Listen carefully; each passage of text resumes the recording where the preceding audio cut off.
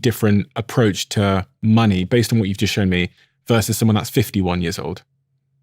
It's going to be different for sure. I think it's a tricky subject, but a lot of young people feel a lot of pressure to save. And that might be saving for their retirement. It might be saving to buy a home, but they feel a lot of pressure from their parents and just from society in general that they need to be saving money, and that if they're not saving money, they're being irresponsible. But again, if we come back to academic research, there is research suggesting that it's probably suboptimal for young people to save. General point is that you should save more when you have a higher income and save less when you have a lower income. And what that ends up meaning is that young people may not need to save or may not need to save as much as they feel pressured to save. The reason this topic is tricky is that, well, what I just said is true.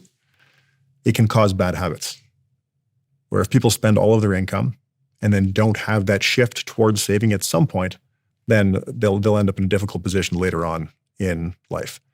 Someone who's 50, it's going to depend on their situation. If they're the person who I just mentioned who never saved, they're in a tough position and they are going to need to save a lot in order to have some wealth later on in life. But if they've already saved and they have wealth,